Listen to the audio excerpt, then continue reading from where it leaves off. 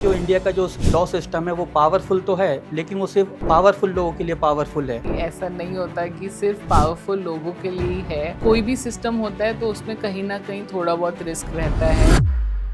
Social media पे हम देखते हैं कि एडवोकेट्स हो, जो पुलिस है, दिल्ली पुलिस है, जो हमारे देश की पुलिस है, उनका आपस में कुछ ना कुछ एक तनातनी चलती रहती है। ऐसे बहुत सारे केसेस आते हैं और मैंने पर्सनली भी डील किया है जहाँ पे चार्जशीट के अंदर बहुत सारे फैक्ट्स रह गए या मिस हो गए। मैं नहीं बोलूंगी कि वो किस रीजन से मिस हुए। उस टाइम पे जब चार्जशीट कोर्ट में जाती है तो कोर्ट के पास पावर होती है इन्वेस्टिगेशन को चेक करने की। सो सिस्टम रेप किए हुए लोगों के साथ, मर्डर किए हुए लोगों के साथ भी वकील खड़े हो जाते हैं और बल्कि उनको ये समाज को बताने की कोशिश करते हैं कि उनकी उतनी गलती नहीं है जितनी आप समझ रहे हैं। क्या कोई भी केस ले लेना ही सही है सिर्फ इसलिए कि आप एडवोकेट हैं? anybody who is facing trial has to be supported by a counsel. क्या महिलाएं और पुरुष बराबर हैं, इक्वल दर्जा उनको है या नहीं है? आपने इतना संघर्ष किया, आज आप सुप्रीम कोर्ट के एडवोकेट हैं, आप डॉक्टर हैं, आपका एक्सपीरियंस कैसा रहा? क्या आज के टाइम में जेंडर इक्वलिटी है या उसमें आज भी हमें बहुत समय लगेगा इन चीज़ों को करने में?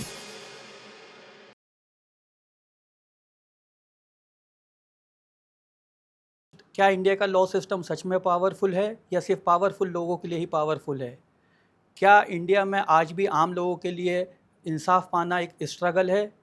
क्या पावरफुल लोग सिस्टम को इन्फ्लुएंस करते हैं? आज इसी तरह के सवालों को लेकर हम आए हैं और हमारे बीच जो गेस्ट मौजूद हैं वो ना ही सिर्फ सिस्टम को जानती हैं बल्कि लॉ सिस्टम का हिस्सा भी हैं। अस्सलाम वालेकुम, नमस्कार, सत श्री अकाल। मैं Mohammad Aman Khan, peace talk with Mac का होस्ट। आज हमारे बीच डॉक्टर मीनाक्षी कालरा जी मौजूद हैं जो एडवोकेट ऑन रिकॉर्ड हैं सुप्रीम कोर्ट। मीनाक्षी जी, सबसे पहले आप हमारा निमंत्रण स्वीकार करने के लिए हम आपका धन्यवाद करते हैं। शुक्रिया, थैंक यू। मीनाक्षी, जैसा कि जो आम लोगों की जो सोच होती है, जैसा कि हम देखते हैं न्यूज़ में भी हम देखते हैं, तो हमें ऐसे ही लगता है कि जो इंडिया का जो लॉ सिस्टम है वो पावरफुल तो है, लेकिन वो सिर्फ पावरफुल लोगों के लिए पावरफुल है। तो आप ऐसा क्या मानते हैं कि आपको, कि आप सिस्टम का हिस्सा हैं, आप एडवोकेट हैं, तो क्या ये सच में ऐसा होता है? नहीं, मैं इस बात से थोड़ा सा डिफ़र करूँगी। ऐसा नहीं होता कि सिर्फ पावरफुल लोगों के लिए ही है सिस्टम। सिस्टम सबके लिए है। बट हाँ, कोई भी सिस्टम होता है तो उसमें कहीं न कहीं थोड़ा बहुत रिस्क रहता है कि लोग पावरफुल करके इन्फ्लुएंस करने की कोशिश करते हैं। हाउएवर मेरे को लगता है कि हमारा जो जुडिशरी सिस्टम है वो हर किसी के लिए एक्सेसिबल है। आप देख रहे होंगे आजकल बहुत रेगुलरली बहुत पार्टीज़ इन पर्सन अपनी पिटिशंस फाइल करती हैं और अपेयर होती हैं। तो कोर्ट उनको भी सुनता है और कोई पावरफुल 6 सीनियर एडवोकेट्स को लेके आता है तो उनकी भी सुनवाई होती है। बट हाँ, डेफ़िनेटली आप पावरफुल होते हैं तो आपके पास रिसोर्सेज़ ज़्यादा होते हैं। अगर आप पावरफुल नहीं होते तो रिसोर्सेज़ कम होते हैं। But judiciary is available for everybody and जो रिड्रेसल सिस्टम है वो सबके लिए सेम है। जी, कोई कुछ ऐसे केस होते हैं जो हम देखते हैं जो बहुत ज़्यादा हाई प्रोफाइल केस होते हैं। जैसे कि एग्ज़ाम्पल अगर हम जैसे शाहरुख खान के बेटे की बात करें, उन पे ड्रग्स केस लगा था। तो कुछ केस ऐसे होते हैं जो धार्मिक होते हैं। तो ऐसे केसेस में हम देखते हैं मीडिया ट्रायल्स शुरू हो जाते हैं। उसमें मीडिया जो है, जो पब्लिक है, वो खुद ही डिसाइड कर लेती है कि कौन मुजरिम है और कौन मुजरिम नहीं है। तो ऐसे में क्या जो जजेस होते हैं या जो लॉ सिस्टम है, जो पैनल होते हैं, उन पे कुछ ऐसा उसका इन्फ्लुएंस पड़ता होगा कि पब्लिक क्या चाहती है? मान लीजिए पब्लिक चाहती है कि XYZ बंदा निर्दोष है और उसे मतलब बेल मिल जानी चाहिए। तो क्या उस चीज़ का प्रभाव पड़ता है जजों पे या पैनल पे? जो सिस्टम होता है, जो जजेस होते हैं, हमारे पास अवेलेबल प्रोसीजर कोड होता है। जैसे आपको पता होगा सीपीसी है, बीएनएसएस है। तो उस सिस्टम के थ्रू आपको एविडेंसेस देख के ऑर्डर डिसीजन देना होता है। तो मीडिया ट्रायल डेफिनेटली वो इम्पैक्ट सोसाइटी पे करता है और सोसाइटी एक अपना इमेज बना लेती है एक अक्यूज़ को लेके। बट जो कोर्ट होता है वो सिर्फ एविडेंसेस को देखता है। वो देखता है कि एविडेंसेस के तौर पे एक पर्सन को पनिशमेंट दी जाए या ना दी जाए, या उसके ऑर्डर उसके फेवर में दिया जाए या नहीं दिया जाए। So based on evidences court उनको ऑर्डर करता है। But definitely I feel media trial avoid करना चाहिए बिकॉज वो डेफिनेटली थोड़ा इम्पैक्ट करता है सिस्टम को भी और सोसाइटी को भी। जी। हम देखते हैं कई बार सोशल मीडिया पे हम देखते हैं कि एडवोकेट्स हो, जो पुलिस है, दिल्ली पुलिस है, जो हमारे देश की वो पुलिस है, उनका आपस में कुछ ना कुछ एक तनातनी चलती रहती है। तो आप जैसे एडवोकेट हैं, कई केस में ऐसे जानते हो जिसमें जो केस के जो आईओ होते हैं या जिनके हाथ में केस होता है, वो चार्जशीट में कुछ ऐसा हेर-फेर कर देते हैं कि वो जो आपका जो क्लाइंट है, हो सकता है उसने वो चीज़ ना की हो जो चार्जशीट में वो मेंशन कर देता है। तो ऐसे में कितना डिफ़िकल्ट हो जाता है, और क्या जो चार्जशीट होती है उसके बिहाफ़ पे आगे मतलब केस जो, अगर चार्जशीट में कुछ ऊपर नीचे चीज़ हो जाए तो उसका केस पे कितना इम्पैक्ट पड़ता होगा, या आपको कितना मुश्किल है फिर उस केस को हैंडल करना? ऐसे बहुत सारे केसेस आते हैं और मैंने पर्सनली भी डील किया है जहाँ पे चार्जशीट के अंदर बहुत सारे फैक्ट्स रह गए या मिस हो गए। मैं नहीं बोलूँगी कि वो किस रीज़न से मिस जी। हुए, बट डेफिनेटली अगर चार्जशीट में कुछ मिस हो जाता है तो मैजिस्ट्रेट होता है जिसके पास वो चार्जशीट जाती है, और जो वो एक्सेप्ट करता है उस टाइम पे जब चार्जशीट कोर्ट में जाती है तो कोर्ट के पास पावर होती है इन्वेस्टिगेशन को चेक करने की।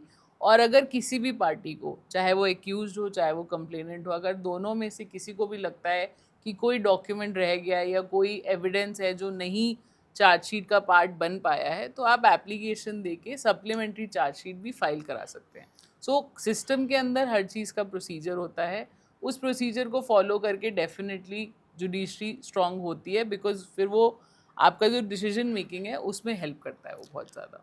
हाँ, लेकिन अब इस इन सब चीज़ों में टाइम कंज्यूमिंग तो है ही। एक इंसान जो है जो उस चीज़ को फेस कर रहा है, जैसे कि हम कहते हैं, तो अगर हमें इंसाफ मिलने में देरी हो रही है, अब आप जैसा आप कह रहे हैं चार्जशीट में अगर कुछ ऊपर नीचे चीज़ हो गई, अब आप उस चीज़ को साबित करने के लिए 2 महीने 3 महीने 6 महीने ज़ाया कर रहे हैं, तो कहीं ना कहीं सिस्टम की कमियां तो हैं ही। I agree with the fact that yes, justice delayed is justice denied, but जो हमारा सिस्टम होता है, it has to be very fair, it has to be very transparent, और इसीलिए हायरार्की है कोर्ट्स की, एपेलेट कोर्ट्स हैं और प्रोसीजर लेड डाउन है। तो अगर जैसे आप कह रहे हैं कि अगर कोई केस फाइल होता है, इन्वेस्टिगेशन होती है और फिर फाइनली जजमेंट होती है और फिर अपील भी होती है, तो डेफिनेटली उसमें थोड़े से सिस्टम में टाइम लगता है। बट आई थिंक एक बेटर ऑर्डर मिलना इज़ गुड डिलेड, ना कि गलत ऑर्डर मिलना। तो मेरे को लगता है कि I agree, yes justice delayed is justified, but a wrong order getting is obviously it will defy the justice. So इसलिए ज़रूरी है कि हमें ऑर्डर जो मिले वो एकदम निष्पक्ष और एकदम क्लियर मिले with all the facts included, ना कि ऐसा ऑर्डर मिले जल्दबाजी में जो गलत हो। हम कई बार कहते हैं और सुनते हैं कि डॉक्टर से वकील से कुछ नहीं छुपाना चाहिए, तो आप पे ऐसे भी केस आते होंगे जिसमें सामने वाला खुद बताता होगा कि मेरे से ही गलती हुई और मैंने ये किया, तो ऐसे में ऐसे केस जो वकील ले लेते हैं, कई बार हम देखते हैं कि रेप किए हुए लोगों के साथ, मर्डर किए हुए लोगों के साथ भी वकील खड़े हो जाते हैं, और बल्कि उनको ये समाज को बताने की कोशिश करते हैं कि उनकी उतनी गलती नहीं है जितनी आप समझ रहे हैं। तो ये कहाँ तक ठीक है, और जब आप पे ऐसा कोई केस आता होगा तो आप किस तरह से हैंडल करती हैं? क्या कोई भी केस ले लेना ही सही है सिर्फ़ इसलिए कि आप एडवोकेट हैं, या कुछ नैतिकता भी कोई होता है कि समाज के प्रति भी आपकी कोई ज़िम्मेदारी है कि नहीं, पैसा अपनी जगह और अपने कुछ उसूल अपनी जगह? इसको मैं 2 पार्ट्स में आंसर करूँगी। पहली बात कि अगर किसी क्लाइंट और किसी लॉयर की कोई कम्युनिकेशन हो रहा है, तो वो लॉयर क्लाइंट प्रिविलेज कम्युनिकेशन होता है। उस कम्युनिकेशन को कोई भी यूज़ नहीं कर सकता, कि जैसे अगर मेरे को कोई क्लाइंट आके बताता है कि मैंने ये किया या मैंने वो किया, तो वो मेरे तक रहेगा। मेरे को कोर्ट में या मेरे को बाहर कोई नहीं बुला सकता ये बोलने के लिए जी, कि आपको पता है कि आपके क्लाइंट ने ऐसा किया, बिल्कुल। तो वो लॉयर क्लाइंट प्रिविलेज रहता है। बट हाँ, डेफिनेटली आई थिंक हमारा जो सिस्टम है वो क्लियरली ये बोलता है कि anybody who is facing trial has to be supported by a council. तो आप देखें स्टेट काउंसिल्स होते हैं, एक्यूज को भी स्टेट पब्लिक प्रोसिक्यूटर होते हैं। So it is not that कोई भी अगर कोर्ट में आ रहा है तो उसको लॉयर की प्रिविलेज मिलना ज़रूरी है। आप देखते होंगे स्टेट लीगल सर्विसेज अथॉरिटीज़ हैं, हमारे सुप्रीम कोर्ट में भी supreme court legal service committee है। तो हमारा सिस्टम, हमारा कॉन्स्टिट्यूशन ये कहता है कि every citizen has a right to get legal assistance. So therefore किसी भी पार्टी को अगर कोई कोर्ट जा रहा है तो उसको लॉयर का असिस्टेंस मिलना लाजमी है, वो हमारा कॉन्स्टिट्यूशन प्रोवाइड करता है। जी। कई कैसे ऐसे होते हैं, जैसे कि हम देखते हैं कि सेल्फ डिफेंस पे हमने सुना है, आजकल बचपन से देखा है, फिल्मों में भी देखा है कि सेल्फ डिफेंस पे कहते हैं खून करना भी माफ़ है। लेकिन ये चीज़ सिर्फ सुनने में ही आती है। आज एक केस हमारे सामने ऐसा आया जो मेरे सामने का ही था, कि दो भाई एक आधी रात को रोड पे खड़े हैं, 17-18 लोग जो सीसीटीवी फुटेज में भी है उनकी पहली रेकी करते हैं और उन पे हमला कर देते हैं। अब बचाव में वो दोनों भाई भी हाथापाई करते हैं और दोनों सीसीटीवी में सब रिकॉर्ड हो जाता है।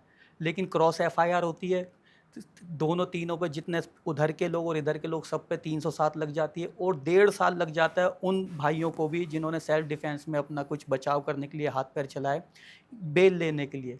तो ये कैसा, मतलब सेल्फ डिफेंस पे जब कहा जाता है कि आप खून भी कर दो, तो ऐसा कैसा है कि अगर आप सेल्फ डिफेंस पे अपने लिए कुछ कर रहे हैं और 1.5 साल आपको छूटने में लग रहा है, तो ये कहाँ तक सही है?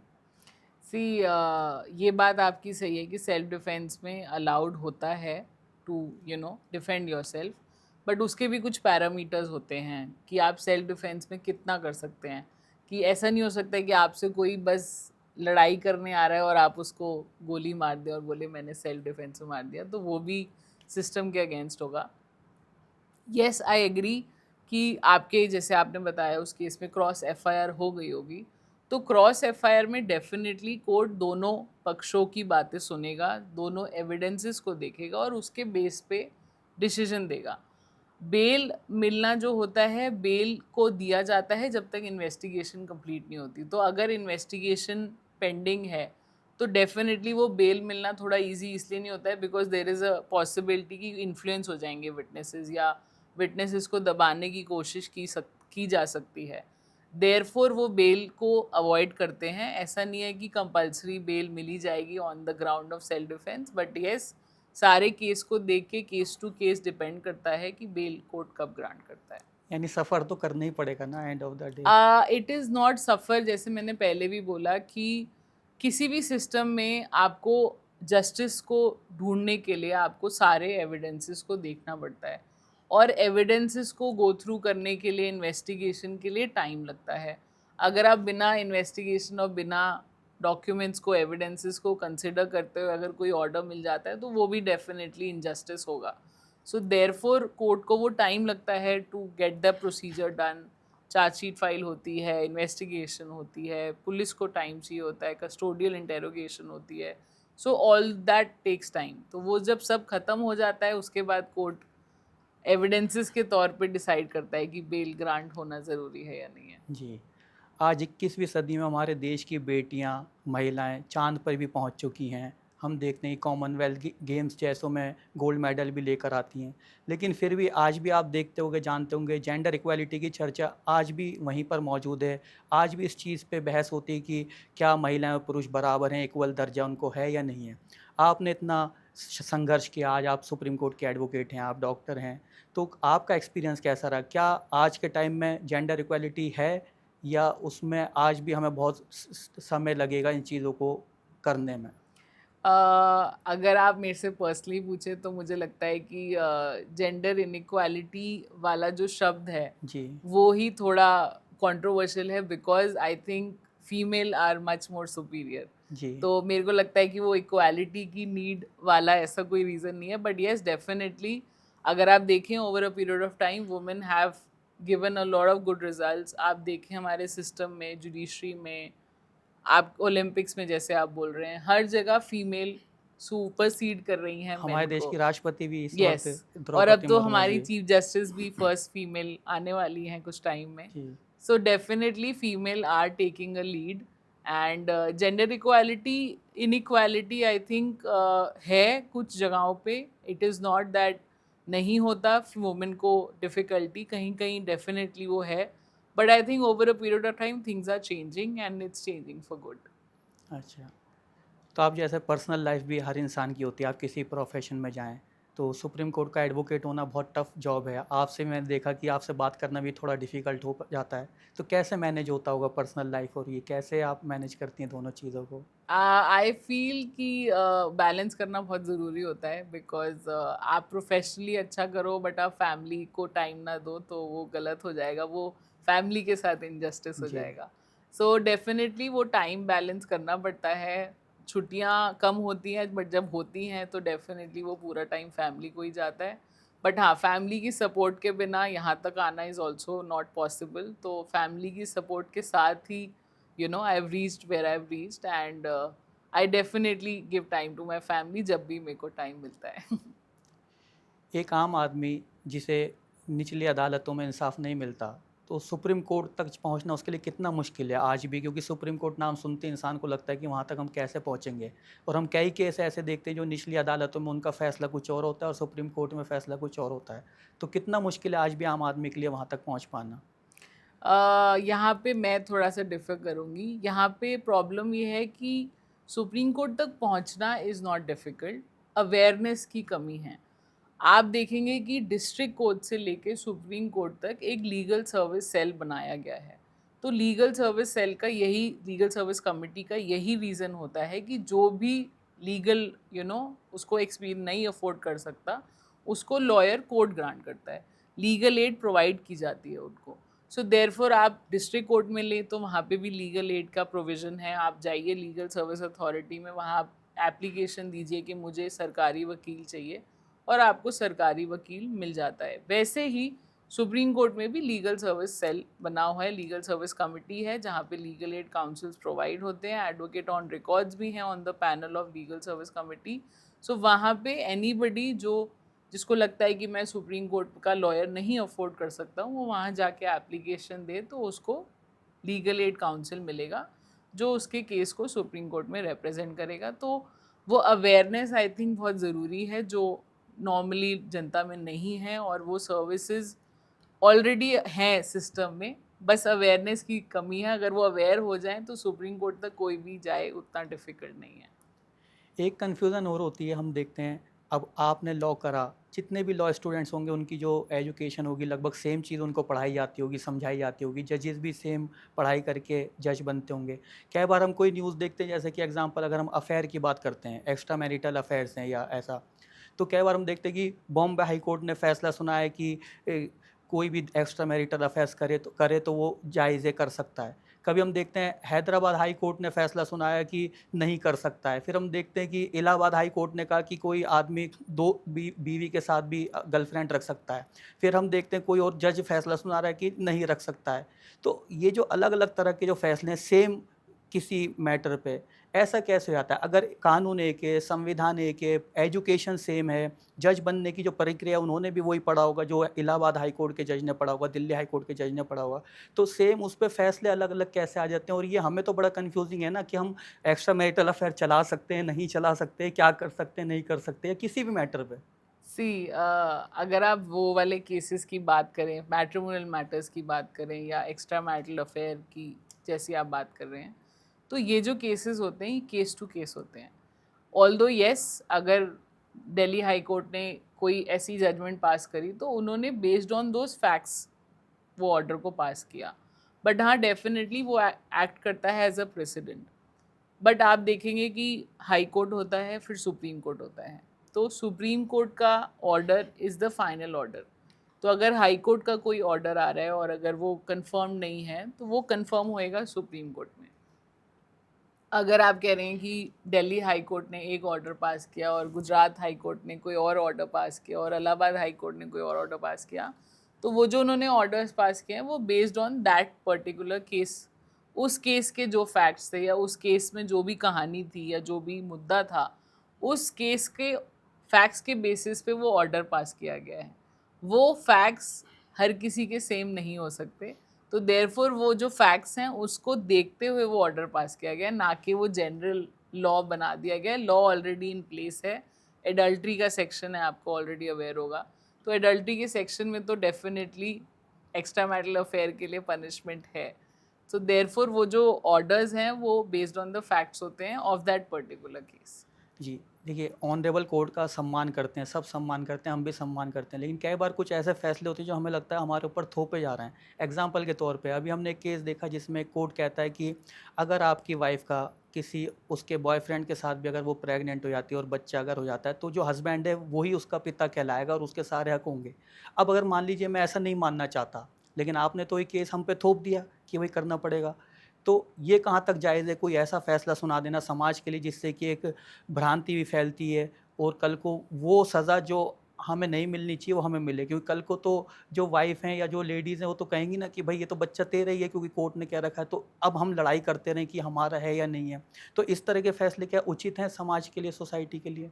जैसे मैंने ऑलरेडी आपको बताया कि जो ऐसे फैमिली केसेस होते हैं उसके हर केस का फैक्ट अलग होता है, और आप जैसे बोल रहे हैं कि अगर कोई ऐसा ऑर्डर आया भी है तो वो थोपा नहीं जाता है। आपके पास हिंदू मैरिज एक्ट है जिसके अंदर एडल्ट्री का केस ग्राउंड है फॉर डिवोर्स। सो अगर आपको लगता है कि आपके पार्टनर ने आपको चीट किया है या आपके पार्टनर ने आपके साथ होते हुए भी किसी और के साथ संबंध बनाए हैं और आपके पास उसके एविडेंसेस हैं, तो उसको एविडेंसेस के साथ आप डिवोर्स के लिए अप्लाई कर सकते हैं और डेफिनेटली उन ग्राउंड्स पे डिवोर्स मिल जाता है। जी, तो मतलब हम ये मान लें कि ये जुडिशरी है, वो सबको इंसाफ देती है, सबके साथ बराबर इक्वल तरह से चलती है, बस फ़र्क इतना है कि लैक ऑफ नॉलेज है, हमें जानकारी का अभाव होता है, अवेयरनेस तो कम है। अवेयरनेस की कमी है। तो इस अवेयरनेस की कमी के लिए क्या हम ऐसे जो सरकार है या जो हम सोशल एक्टिविस्ट हैं, क्या ऐसे एक्शंस ले सकते हैं? जैसे कि क्या आपको ऐसा लगता है कि जो स्कूलिंग है, जब स्कूल में हम बच्चे पढ़ रहे होते हैं, कि उसमें लॉ एक ऐसा ऐप होना चाहिए चैप्टर जिससे कि हमें लॉ की जानकारी हो, अपने राइट्स पता हो, हमारे क्या हक हैं, क्या नहीं है, तो उससे क्या होगा कि आगे चल के हमें ऐसे दर-दर नहीं भटकना पड़ेगा कि हम एडवोकेट्स ढूँढ रहे हैं, हम सर्च कर रहे हैं कि क्या चाहिए। तो थोड़ी बेसिक नॉलेज तो एटलीस्ट सबको बच्चों को होनी चाहिए स्कूल में, क्या ऐसा होना चाहिए? डेफिनेटली, और ये हो भी रहा है क्योंकि मैं पर्सनली खुद भी गई हूँ गवर्नमेंट स्कूल्स में लीगल अवेयरनेस कैंप्स के लिए। मैंने वहाँ पे लीगल एजुकेशन की क्लासेस दी हैं। सो ये हो रहा है, अब चेंज हो रहा है। काफ़ी स्कूल्स में अब ऑलरेडी लीगल अवेयरनेस के लिए क्लासेस होती हैं, वर्कशॉप्स होती हैं। और इन जनरल भी आई थिंक गवर्नमेंट और बहुत सारे एनजीओज़ ये कर रहे हैं कि वो लीगल अवेयरनेस को फैला रहे हैं। और आई थिंक वो लीगल अवेयरनेस अब तो गूगल है, एआई है, तो डेफ़िनेटली उन सब से बहुत हेल्प मिल रही है, लोग बहुत अवेयर हो भी रहे हैं। बट डेफ़िनेटली वो स्कूल्स में होना चाहिए on a regular basis, subject होना चाहिए for legal education, I agree to that. जी। अच्छा, आप इतना व्यस्त रहती हैं, इतना बिज़ी रहती हैं, इसके साथ आप स्पिरिचुअल भी हैं, स्पिरिचुअलिटी पे आपका क्या मानना है? मतलब आपकी जो स्पिरिचुअल लाइफ़ है, इसे आप कैसे देखती हैं? स्पिरिचुअल होना बहुत ज़रूरी है आई थिंक एक इंसान को नॉर्मल रहने के लिए और सेन रहने के लिए स्पिरिचुअलिटी को फॉलो करना बहुत ज़रूरी है।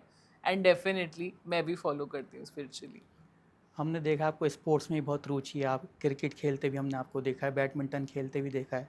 तो ये आप आपके जो एडवोकेट्स जो होते हैं, कोर्ट्स के होते हैं, ये उन्हीं लोगों का रहता है, आप अलग से कैसे करते हैं ये? नहीं, वैसे भी आई थिंक हर एक इंसान को स्पोर्ट्स में इन्वॉल्व रहना चाहिए, आपकी बॉडी के लिए बहुत ज़रूरी होता है वो और माइंड के लिए भी।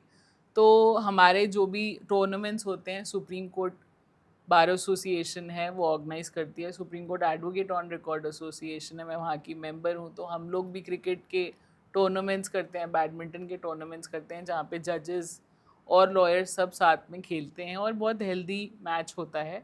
एंड आई थिंक सब उसको बहुत एंजॉय करते हैं। सुप्रीम कोर्ट एडवोकेट और supreme court advocate on records, इसमें क्या डिफरेंस होता है दोनों में? So supreme court bar association is there, जो सुप्रीम कोर्ट लॉयर्स की बार एसोसिएशन है, और supreme court advocate on record association है, जो सुप्रीम कोर्ट के एडवोकेट ऑन रिकॉर्ड्स की एसोसिएशन है। सो आपको जैसे पता होगा कि सुप्रीम कोर्ट में फाइलिंग के लिए you need an advocate on record. Supreme court में कोई भी केस डालना है तो आपको एडवोकेट ऑन रिकॉर्ड के थ्रू ही डालना है वो पीआईएल केस। के लिए भी ना? पीआईएल कोई भी केस अगर आपको डालना है, या तो आप एडवोकेट ऑन रिकॉर्ड के थ्रू वो फाइल करेंगे या वो आप इन पर्सन फाइल करेंगे। तो जो एडवोकेट ऑन रिकॉर्ड होता है, उनकी जो पूरी बॉडी होती है, जो उनकी एसोसिएशन है, वो supreme court advocate on record association है। जो हमारे जो बच्चे जो लॉ की तैयारी कर रहे हैं, एलएलबी के एग्ज़ाम देने वाले हैं, उनके लिए आप क्या कहना चाहेंगे? क्या स्ट्रगल, क्या-क्या परेशानियाँ फेस करनी पड़ती हैं या आपको क्या-क्या फेस करना पड़ा? तो आगे के लिए उनके लिए आपका क्या सुझाव रहेगा? आई थिंक मेरे को 13 साल हो गए लॉ ख़त्म करे हुए, और 13 साल पहले डेफिनेटली बहुत डिफ़िकल्ट था, बट अब बहुत चीज़ें आसान हो गई हैं। अब मैं देख रही हूँ जो अब जो स्टूडेंट्स आ रहे हैं वो बहुत अवेयर भी होते हैं और वो बहुत मेहनती भी होते हैं। बट आई थिंक लॉ एक ऐसा प्रोफेशन है जहाँ पे you have to be diligent and consistent. अगर आप रेगुलरली डिसिप्लिन्ड हैं, कंसिस्टेंट हैं, आप रेगुलरली कोर्ट आ रहे हैं, टाइम से सब चीज़ें देख रहे हैं, आप परसिस्टेंस हैं, आप अपने केसेस को बहुत ध्यान से पढ़ रहे हैं, आपके आसपास जो भी हो रहा है वो आप उसको ऑब्जर्व कर रहे हैं, तो आप डेफिनेटली एक अच्छे लॉयर बन सकते हैं। जी। तो आप कहाँ से, बैकग्राउंड कहाँ से आपका, और ये एजुकेशन कहाँ से पूरी करी आपने? मैं दिल्ली से ही हूँ और मैंने सारी एजुकेशन दिल्ली से ही करी है। अच्छा। तो एडवोकेट ऑन रिकॉर्ड बनने के लिए कितने साल आपको प्रैक्टिस करनी पड़ती है कोर्ट में जब आप एडवोकेट ऑन रिकॉर्ड का एग्ज़ाम देते होंगे? सो एडवोकेट ऑन रिकॉर्ड बनने के लिए आपके पास मिनिमम 4 साल की एनरोलमेंट होनी चाहिए और 1 साल की ट्रेनिंग होनी चाहिए under N advocate on record. और जो एडवोकेट ऑन रिकॉर्ड होगा उसका मिनिमम एक्सपीरियंस 10 ईयर्स का होना चाहिए as an advocate on record. So जैसे ही कोई एनरोल होता है और 4 साल की प्रैक्टिस उनकी कंप्लीट हो जाती है, फिर वो सुप्रीम कोर्ट में जाएंगे और अपना इनिशिएशन सर्टिफिकेट देंगे कि मैंने अपनी ट्रेनिंग इस AOR के अंडर शुरू कर दी है। जब वो ट्रेनिंग 1 साल के बाद ख़त्म हो जाती है, आप फिर कंप्लीशन का सर्टिफिकेट देते हैं। After the completion then you are eligible to sit for the advocate on record exam. जी। अभी हमने देखा दिल्ली के जंतर मंतर पे एक बहुत विशाल धरना दिया गया अपना कॉकरोच जनता पार्टी की तरफ से। आप एडवोकेट ऑन रिकॉर्ड हैं, सुप्रीम कोर्ट के एडवोकेट हैं और हम ये सब भली भांति जानते हैं कि जो ये कॉकरोच जनता पार्टी बनी इसके पीछे कहीं न कहीं हमारे चीफ जस्टिस ऑफ इंडिया का एक बयान था जिसमें वो युवाओं को कॉकरोच कह रहे थे और अलग-अलग तरह से टिप्पणी कर रहे थे। तो क्या आप ऐसा मानती हैं कि जो पूरा जो मुहिम चली, जो ये धरना प्रदर्शन हुआ और ये जो पार्टी जो गठित हुई, इसके पीछे कहीं न कहीं सीजेआई का वो जो बयान है, उसी की वजह से ये सब हुआ? नहीं नहीं, मैं यहाँ पर डिफ़र करूँगी। इनफैक्ट CGI ने स्पेसिफिकली क्लैरिफाई किया कि वो स्टेटमेंट जो थी उसको मिसइंटरप्रेट किया गया और उसको थोड़ा ज़्यादा वे में दिखाया गया। बट डेफिनेटली आई थिंक अगर कोई अच्छे मुद्दों को उठा रहा है और उसके लिए कुछ लोगों को एकत्रित करके उसके लिए कुछ सॉल्यूशन निकल रहा है, so I don't see a harm in that, but definitely I will not blame the CGI for this. नहीं, लेकिन हम किसी संवैधानिक पद पे होते हैं तो हमारी कुछ गरिमा होती है, हमें शब्दों का चयन बहुत सोच समझ के करना चाहिए, नहीं तो हम में और आम पब्लिक में क्या फ़र्क है। अगर कोई देश का कोई मंत्री, कोई आईएएस ब्यूरोक्रेट या कोई एडवोकेट या जज अगर कुछ भी बयान दे देगा और वो बाद में ऐसा कह देगा कि ये तो मेरी बातों को गलत तरह से ले लिया गया, तो इसका मतलब उनमें और हम में तो कोई फ़र्क ही नहीं है। डेफ़िनेटली जो सीट की जो गरिमा होती है उसको मेंटेन करना बहुत ज़रूरी होता है, एंड आई थिंक हमारा जो सिस्टम है वो बहुत स्ट्रांगली उसको बिलीव करता है और इम्प्लीमेंट भी करता है। तो जो भी ऐसा कुछ होता है तो डेफ़िनेटली उसको टेक केयर किया जाता है। जी। पहले और अब में एक थोड़ा-सा फ़र्क आया है, शायद आप भी इस माहौल से जानते होंगे, सोशल मीडिया भी बहुत चलता है। कई केस ऐसे होते हैं जो कि अगर जो जनता उसको नहीं समझती कि ये जो फ़ैसला है ये जनता के हित में है या तो उन्हें वो कोर्ट पे आजकल सवाल उठा देते हैं, जजेस पे सवाल उठा देते हैं और वो कहते हैं कि ये तो सरकार से बिक गई है कोर्ट और ये सरकार का इन्फ्लुएंस है। तो ऐसा तो नहीं हो सकता कि सरकार का कोई बिल्कुल इन्फ्लुएंस होता ही नहीं हो। तो ऐसा आप मानते हैं कि कई फ़ैसले ऐसे होते हैं जिसमें सरकार के इन्फ्लुएंस से फ़ैसले हो जाते होंगे और जनता जो है वो उसकी जो नाराज़गी है वो जायज़ है? जैसे आपने अभी एक और सवाल पूछा था मीडिया ट्रायल का, तो ये भी काइंड ऑफ एक मीडिया ट्रायल होता है जस्टिस सिस्टम का, कि जहाँ पे लोग बातें उनको पता चलती हैं और फिर वो उनको लिंक करके कुछ कहानी को बनाते हैं। बट आई थिंक जैसे media trial for a case is injurious, definitely media trial for the judiciary system is also injurious, और इसको थोड़ा अवॉइड करना चाहिए। जी।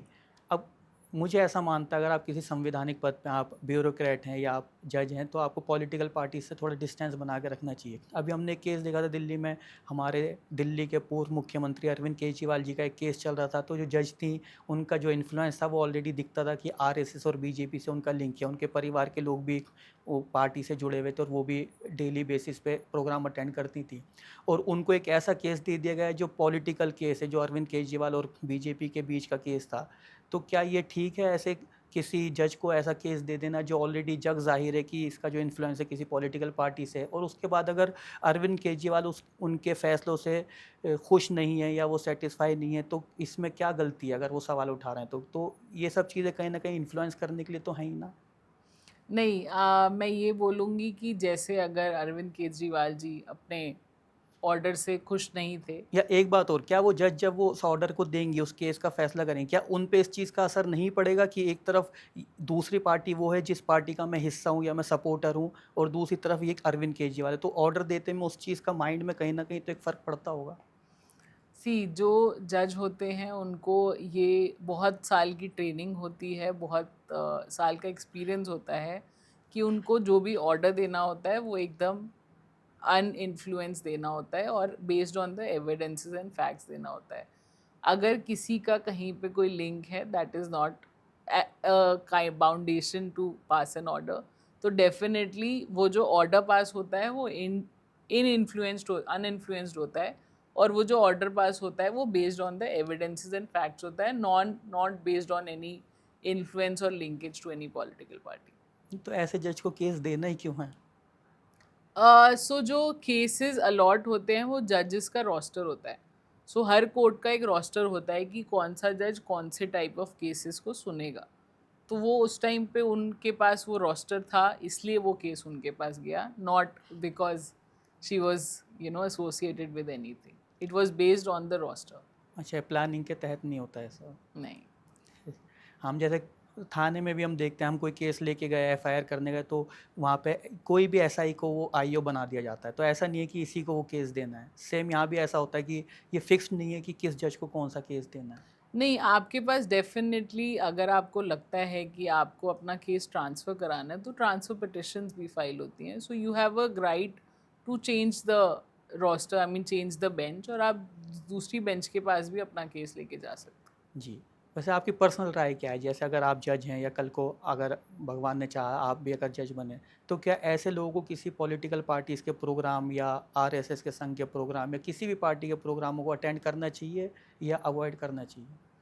सी पहली बात तो आई थिंक यहाँ पे जैसे आपने बोला मीडिया ट्रायल होता है, तो वो आरएसएस या बीजेपी से लिंक नहीं थे। वो एक सुप्रीम कोर्ट का एक अधिवक्ता परिषद या हाई कोर्ट का एक अधिवक्ता परिषद का जो एक यूनिट है, उसमें उनको गेस्ट की तरह इनवाइट किया गया था। तो ऐसे बहुत सारे प्रोग्राम्स होते हैं जहाँ पे जाना होता है, to spread the legal awareness, but उसको आप ये नहीं बोल सकते कि that is a link to a political party. I would differ in that. जी, जैसा भी आपने बताया सरकारी स्कूल्स में जाके आपने काउंसलिंग करी और अवेयरनेस करी, तो कल को अगर हम ये कहने लगें कि जो स्कूल है बीजेपी के अधीन आता है या दिल्ली सरकार के अधीन आता है, तो आप बीजेपी के सपोर्टर हो गए, तो काइंड ऑफ ऐसा ही है कि ज़रूरी थोड़ी है कि अगर हम ये कहीं तो एक अवेयरनेस करें। परसेप्शन बनाई जी, ये जाती है, परसेप्शन है। जैसे मीडिया ट्रायल आप कहते हैं कि वो मीडिया ट्रायल हो रहा है, कि वो परसीव किया जा रहा है कि she is link to a party, but ऐसा होता नहीं है। अ जज इज़ वेरी अनबायस्ड, और किसी भी लिंकेज का अफेक्ट नहीं पड़ता है on the system and the order. आप ये सोशल मीडिया को कैसे देखते हैं? आजकल इतना ज़्यादा लोगों पे प्रेशर बना दिया जाता है किसी भी चीज़ का, हर फैसले पे मीडिया ट्रायल कह लो, आप सोशल मीडिया ट्रायल कह लो, वो होना ही होना है। एग्ज़ाम्पल, मान लीजिए कोई मुस्लिम लड़की अगर एग्ज़ाम देने जा रही है और उसको नकाब की वजह से, बुरखे की वजह से उसे वापस भेज दिया जाता है। तो ठीक है, अब उसका क्या रीज़न रहा होगा, नहीं रहा होगा, लेकिन उस पे भी सोशल मीडिया पे बहस छिड़ जाएगी। अगर कोई तिलक लगा के जा रहा है, अगर उसकी एंट्री हो गई तो भी बहस छिड़ेगी कि एंट्री क्यों हो गई। अगर नहीं एंट्री हुई तो भी बहस छिड़ेगी कि एंट्री क्यों नहीं हुई। मतलब कोई काम इधर हो या उधर हो, उस पे बहस होनी ही होनी है। तो इसका कितना प्रेशर पड़ता होगा समाज पे, सोसाइटी पे, सरकार पे? सी यही मुझे लगता है, ये रेगुलेशन होना बहुत ज़रूरी है, बिकॉज़ ये बहुत इन्फ्लुएंस करता है टू द होल सोसाइटी, और पूरी सोसाइटी के ऊपर इसका बहुत बड़ा इफ़ेक्ट पड़ता है। सो डेफ़िनेटली रेगुलेशंस अब आ भी रहे हैं और ज़रूरी भी हैं ये रेगुलेशंस, बट अगर आप सोशल मीडिया पे कुछ भी डाल रहे हैं तो you as a citizen is very responsible कि आप उसमें जो भी डालें आप करेक्ट फैक्ट्स डालें और गलत इन्फॉर्मेशन को स्प्रेड ना करें। हम बचपन से सुनते हैं कि फ्रीडम ऑफ स्पीच, कि हमें आज़ादी है बोलने की, लेकिन उसकी जो मेयार है, उसका जो दायरा है, उसकी वो लिमिट कैसे सेट होगी? क्योंकि अभी हमने देखा जंतर मंतर घर धरने पे, वो मकसद बहुत अच्छा था, ठीक है, जनता के लिए, समाज के लिए, स्टूडेंट्स के लिए हित में था, लेकिन हमारे माननीय प्रधानमंत्री श्री नरेंद्र मोदी जी के लिए बद्दी बद्दी भाषा का प्रयोग किया गया, गालियों का प्रयोग किया गया और खुलेआम किया गया। और वो प्रयोग किसने करा? हमारे देश के नागरिकों ने, स्टूडेंट्स ने। तो इसका वर्ल्ड में भी क्या मैसेज गया होगा, क्या संदेश गया होगा दूसरी कंट्रीज़ में कि भारत के देश के प्रधानमंत्री को वहीं के नागरिक गालियाँ बक रहे हैं। फिर कल को हम उसे फ्रीडम ऑफ स्पीच कह सकते हैं या नहीं कह सकते? और अगर नहीं कह सकते तो ये डिसाइड कौन करेगा? कैसे पता चलेगा कि मुझे कहाँ तक अगर आपकी आलोचना करनी है या आपके लिए कुछ बोलना है, तो वो लाइन कैसे डिसाइड होगी? सी ऑलरेडी लॉज बने हुए हैं, स्टैट्यूट्स हैं, जहाँ पे डिस्टर्बेंस ऑफ पब्लिक पीस का एक वायलेशन में आपको प्रोसिक्यूट किया जा सकता है। एंड येस, डेफिनेटली आप अगर एक सिटीज़न हैं और आपके पास फंडामेंटल राइट है या आपके पास फ्रीडम ऑफ स्पीच है, आपके पास पैरेलली फंडामेंटल ड्यूटी भी है। बट वही है कि फंडामेंटल राइट्स सबको याद रहते हैं, फंडामेंटल ड्यूटीज़ का थोड़ा अवेयरनेस कम है। तो वो फंडामेंटल ड्यूटीज़ में it is your fundamental duty to protect the city, protect the nation, and therefore आप जो भी बोलें वो आपको नेशन के हित में बोलने की आवश्यकता है, एंड वो फंडामेंटल ड्यूटी आई थिंक सबको अवेयर कराना बहुत ज़रूरी है। जी। अब जैसे कि हमारे देश में जो है, हमारे देश में क्या वर्ल्ड में हम देखते हैं कि एक धर्म को लेके, जातियों को लेके सब जगह एक बहस छिड़ी रहती है। अगर हम अमेरिका की भी बात करें, वहाँ भी काले और गोरों का, ब्लैक और वाइट का आपस में बनती नहीं है। इंडिया में भी हम देखें, हम कितने ही साथ में रहते हैं, साथ में खाते पीते हैं, बिजनेस करते हैं, लेकिन कहीं ना कहीं हम देखते हैं सोशल मीडिया हो या कहीं भी हो, एक हिंदू मुस्लिम का लेके कहीं ना कहीं आपस में कहीं ना कहीं अपने डिस्प्यूट्स रहते हैं। तो हम कई ऐसे अकाउंट्स हम देखते हैं कि जो अपने आप को धर्म का वो मानते हैं कि हम हिंदू धर्म के संगठन चला रहे हैं, और वो खुलेआम ऐसी बयानबाजी करते हैं, ऐसी वीडियोस डालते हैं, और डेली बेसिस पे डालते हैं जिसमें वो एक उकसाने वाली वीडियोस होती हैं।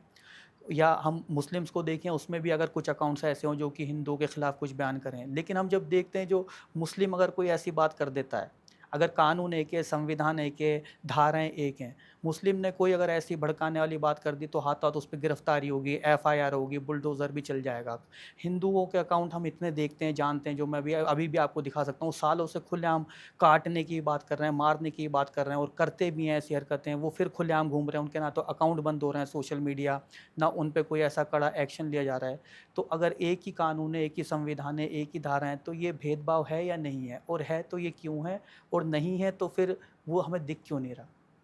सी आई थिंक ये केस टू केस डिपेंड करता है।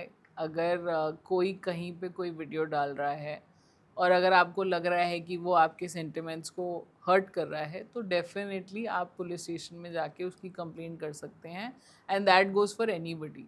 तो मैं ये नहीं कहूँगी कि एक सेक्ट ऑफ पीपल के साथ नहीं हो रहा है या दूसरे सेक्ट ऑफ पीपल के साथ नहीं हो रहा है। आप अगर एक रिस्पॉन्सिबल सिटीज़न हैं, तो आप कहीं भी अगर आपको लग रहा है कि किसी के भी रिलीजियस सेंटिमेंट्स हर्ट हो रहे हैं, तो आप उसके अगेंस्ट पुलिस में कंप्लेंट कर सकते हैं, and definitely police will take action on that. ठीक है। अब मैंने जैसे भी हमारी बात हुई थी कि अगर आप एक संवैधानिक पद पे हैं, तो आपको थोड़ा-सा, अगर कोई किसी स्टेट का अगर मुख्यमंत्री है, तो सभी का मुख्यमंत्री है। अगर कोई किसी इस सरकार में कैबिनेट मिनिस्टर है, तो वो उस सेक्शन का मिनिस्टर सबके लिए इक्वल है। हमारे देश में मंत्रियों ने ऐसे-ऐसे बयान भी दिए हैं कि देश के गद्दारों को गोली मारो सार लोगों, और वो क्लीन चिट लेके उनको क्लीन चिट मिल गई है। तो क्या ये जो लाइन, जैसे मैंने आपको बोला, फ्रीडम ऑफ स्पीच, देश के गद्दारों को गोली मारो सालों सालों को, क्या ये हमारा जो फ्रीडम ऑफ स्पीच है वो ऐसी बयानबाजियों की को छूट देता है बोलने की? और अगर देता है तो क्या ये हम भी बोल सकते हैं, और नहीं देता तो फिर वहाँ क्लीन चिट कैसे मिल गई है? नहीं, जो आप जो केस बता रहे हैं मेरे को उसके फैक्ट्स का ज़्यादा पता नहीं है, but definitely freedom of speech comes with responsibility. Freedom of speech में आप कुछ भी नहीं बोल सकते। आपको एज अ रिस्पॉन्सिबल सिटीजन सोच के बोलना है that speech has to be regulated with the benefits of the nation. हाँ, तो वही बात है ना, क्या हमारा जो जुडिशरी है, क्या वो इन्फ्लुएंस हो रहा है? मैं यही कहना चाहता हूँ। अगर आज मैं ऐसा बयान दे दूँ कि देश के गद्दारों को गोली मारो सालों को, या कायदे में रहोगे तो फ़ायदे में रहोगे, तो क्या मुझे भी क्लीन चिट मिल सकती है अगर मैं इस बात को जस्टिफ़ाई करूँ? और नहीं मिल सकती तो वहाँ क्यों मिल रही है? इसका मतलब कहीं न कहीं जो हमारा जुडिशरी है, नो डाउट वो बहुत अच्छा है, और वो अपना ट्रांसपेरेंसी से चलता है, पारदर्शिता से चलता है, इंसाफ़ भी मिलता है लोगों को, हमें भी मिला है, ऐसी कोई बात नहीं है। लेकिन कहीं न कहीं अगर हम 100% ऐसा बोल दें कि कुछ उसमें इन्फ्लुएंस होता ही नहीं है, तो ये भी तो गलत होगा ना? नहीं, जैसे मैंने ऑलरेडी बोला कि पावरफुल मतलब हर सिस्टम में ना कहीं न कहीं थोड़ा-सा रिस्क रहता ही है। हर सिस्टम में थोड़ा-सा कहीं न कहीं वो डाइल्यूशंस हो ही जाती हैं।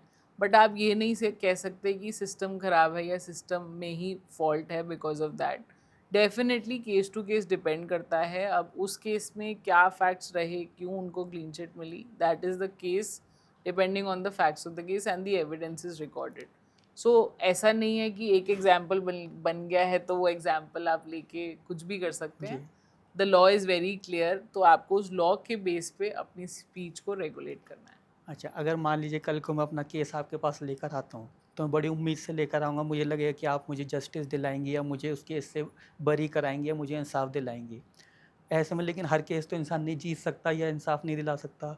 तो वो सिचुएशन कैसी होती है? मतलब अगर मैं आपके पास आया और वो केस आप मेरे फ़ेवर में नहीं दिला पाएँ, तो कहीं ना कहीं ये जो क्लाइंट है उसके साथ नाइंसाफ़ी या गलत नहीं है कि वो आपके साथ भरोसे पे, और आपको कैसा फील होता होगा, मान लीजिए मैं आपके पास आता हूँ और आप मेरे फेवर में केस नहीं दिला पाए, तो वो फीलिंग कैसी होती है?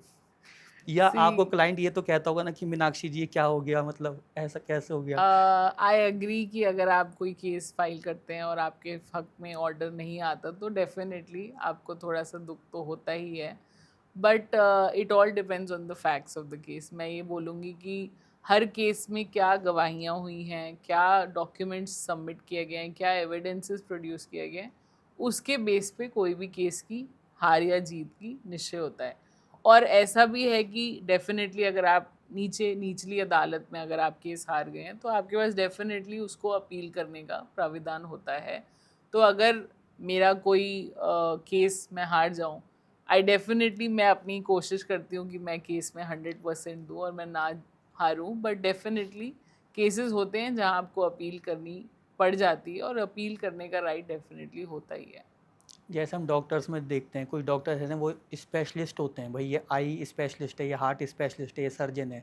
एडवोकेट्स में भी हम देखते हैं आजकल कि ये क्रिमिनल लॉयर है, ये वाला लॉयर है। आप किस तरह के केसेस देखते हैं, या आप भी हर तरह के केस देखते हैं, इसमें आप भी कुछ पर्टिकुलर कोई किस एक नहीं, मैं सुप्रीम कोर्ट में एडवोकेट ऑन जी। रिकॉर्ड हूँ, तो हमें हर टाइप के केसेस को डील करना पड़ता है और हर टाइप के केसेस मैं डील नहीं, लेकिन ये करती क्या हूँ। होता है आजकल जो हम देखते हैं क्रिमिनल लॉयर है, क्रिमिनल लॉयर मीन्स कि वो सिर्फ क्रिमिनल केस लड़ेगा? स्पेशलाइजेशन होता है, जैसे आप स्पेशलाइज करते हैं एक सब्जेक्ट के ऊपर, तो वही स्पेशलाइजेशन के बाद वो लॉयर फिर अपने सिर्फ स्पेशलाइज्ड केसेस ही डील करते हैं। जी। तो ये अवेयरनेस, जैसे अभी हमने बात करी थी अवेयरनेस की, तो इस अवेयरनेस को हमारे देश में फैलाने के लिए जो भ्रांतियां हैं लोगों में, बहुत कमी या अभाव है जानकारी का, इसके लिए सरकार के लिए कोई आप सुझाव देना चाहेंगे, कुछ ऐसे कदम उठाए जाएं जिससे कि अवेयरनेस, देखिए आपने बोला मैंने किया है, इसमें स्कूल में गई, लेकिन कई चीज़ ऐसी होती हैं वो एक दिन 2 दिन करके एक सेमिनार करके नहीं ख़त्म की जा सकती, उसके लिए प्रॉपर एक सिस्टम बनना चाहिए। तो क्या ऐसा सिस्टम बन सकता है, तो उसके लिए क्या हम कर सकते हैं समाज में? नहीं, definitely system already in place है, बट हाँ, जैसे हमने डिस्कस किया कि स्कूल्स में लीगल एजुकेशन बहुत ज़रूरी है और वो स्कूल्स में लीगल एजुकेशन होना कंपल्सरी होना चाहिए और वो हो भी रहा है अभी। आप जो लड़कियां हैं, क्योंकि आप एक महिला हैं, जो लड़कियां अब लॉ करना चाह रही होंगी या कर रही होंगी, उनके लिए आप क्या कहना चाहेंगी? मैं कहूँगी कि डेफ़िनेटली उनको लॉ करना चाहिए एंड लॉ एक बहुत अच्छा प्रोफ़ेशन है और अब बस अपना हार्ड वर्क देते रहें, अपना पर्सिस्टेंट रहें और अपने आप पे कॉन्फिडेंस रखें, तो डेफ़िनेटली अच्छे लॉयर बन सकते हैं। अब एक सवाल हम देखते हैं, जैसे कि हम, हर इंसान कहीं ना कहीं धार्मिक होता ही है, बहुत ज़्यादा नहीं होता तो कम होता ही है ना, किसी भी धर्म का होता है। अब हर धर्म ये सिखाता है अच्छे काम करो, पुण्य करो, और आप जन्नत में जाओगे या स्वर्ग में जाओगे, नहीं तो नर्क में जाओगे, जहन्नुम में जाओगे। हर धर्म में यही सिखाया जाता है, समझाया जाता है। एक मैं अंदरूनी बात जानना चाहता हूँ, मान लीजिए आप एडवोकेट हैं, आपके पास एक ऐसा केस में लेकर आया जिसमें मैंने बोला, अभी हमारी उस पर चर्चा भी हुई थी कि मैं गलत हूँ और आप मुझे बचाइए। अब आप तो कह रही है कि हमारा संविधान इजाज़त देता है, जुडिशरी इजाज़त देती है, आप लड़ सकते हो, नो डाउट आप लड़ सकते हो। लेकिन एक स्पिरिचुअलिटी पे, धार्मिक तौर पे जब हमें हमारा धर्म हमारा ये सिखा रहा है कि भाई गलत करोगे तो नर्क में जाओगे, अच्छा काम करोगे तो स्वर्ग में जाओगे।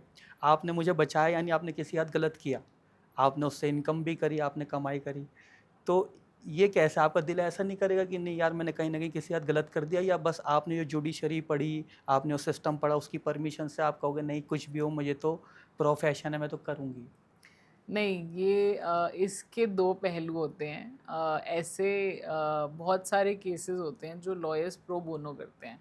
इनफैक्ट मैं खुद भी बहुत सारे केसेस हैं जो प्रो बोनो करती हूँ, जहाँ मुझे दिखता है कि ज़रूरत है कि वो केस को लड़ा जाए और उस केस में दम है, बट दिखता है कि वो पार्टी के पास उतनी क्षमता नहीं है कि वो कर सके उस केस को, तो प्रो बोनो बहुत सारे लॉयर्स करते हैं।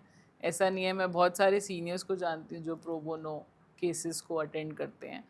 तो वो स्पिरिचुअली और आई थिंक कॉन्शियसली हर कोई लॉयर वो डेफ़िनेटली सिस्टम में वापस देता है इन एनी वे। आप लीगल अवेयरनेस कर लो या आप केसेस प्रो बोनो कर लो या आप लीगल सर्विस कमिटी के पार्ट बन जाओ।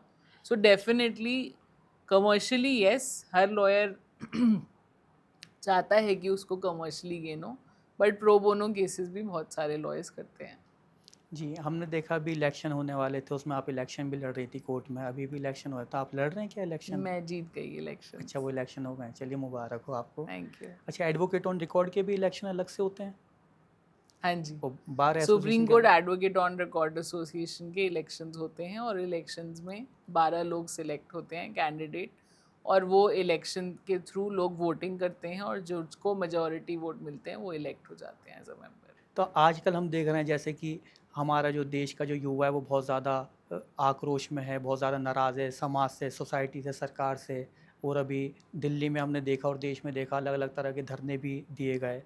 तो आप उनके लिए क्या मैसेज देना चाहेंगे, संदेश देना चाहेंगे हमारे देश के युवाओं के लिए? क्या सरकार से नाराज़गी होना और ये जिस तरह का जो प्रदर्शन किया गया, आक्रोश प्रदर्शन किया गया, मारपीट भी की गई, पुलिस वालों के साथ गलत गलत भाषाओं का प्रयोग भी किया गया, क्या ये उचित है?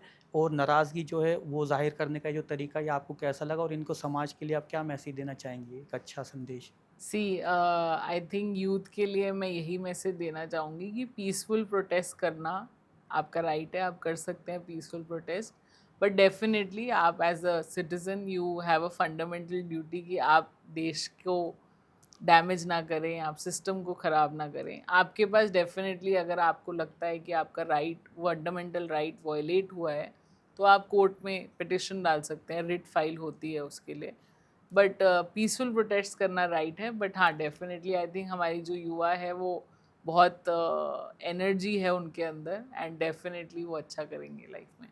अब एक चीज़ और देखते हैं, एक्शन का रिएक्शन होता है, क्रिया की प्रतिक्रिया होती है। अब कोई पीसफुल प्रोटेस्ट कर रहा है, अब हमने इसमें देखा एक बात से बात निकल रही है तो पुलिस वाले अननेसेसरी लोगों को मार रहे हैं, लाठियाँ मार रहे हैं और भगा रहे हैं, कर रहे हैं। तो ऐसे में अगर एक्शन का रिएक्शन हो गया तो उस पे आप क्या कहेंगे? नहीं, डेफिनेटली अब वो जो वहाँ पे हुआ, उसमें मैं नहीं गई तो मुझे नहीं पता एग्जैक्टली वहाँ पे क्या सिचुएशन थी और पुलिस ने क्यों वहाँ पे लोगों को करा। बट डेफिनेटली पुलिस के पास भी गाइडलाइंस थी, उनको बताया गया था कि क्या डेकोरम और मेंटेन करना है, एंड डेफिनेटली वो विद इन द बाउंड्रीज कर रहे थे जो भी कर रहे थे, and I think it was needed, is therefore वो हुआ था वहाँ पे जो भी हुआ था। जी। अब हमारी एक संस्था है जो कि पीस यूनिटी इंटरफेथ हार्मनी पे हम काम करते हैं, काउंसलिंग करते हैं यूथ की, युवाओं की। तो आप जैसे आपने बोला कि आप अवेयरनेस फैलाते हैं लॉ को लेके और राइट्स को लेके, तो कभी अगर आपका सहयोग चाहिए हुआ कहीं पे तो हम आपसे संपर्क कर सकते हैं? डेफिनेटली। चलिए जी, बड़ा अच्छा लगा आपके साथ, दोबारा फिर कभी बैठेंगे और चर्चा करेंगे। तो आज हमारे साथ मौजूद थी doctor Meenakshi Kalra ji, advocate on record Supreme Court. उनसे हमने चर्चा करी समाज में, सोसाइटी में जो भ्रांति फैलती हैं, जो माहौल है आजकल, लोगों का भरोसा उठता जा रहा है कोर्टों से, समाज से, सरकार से नाराज़गी, हर मुद्दे पे हमने चर्चा करी। अगले एपिसोड में हम फिर मिलें किसी नए गेस्ट के साथ। धन्यवाद।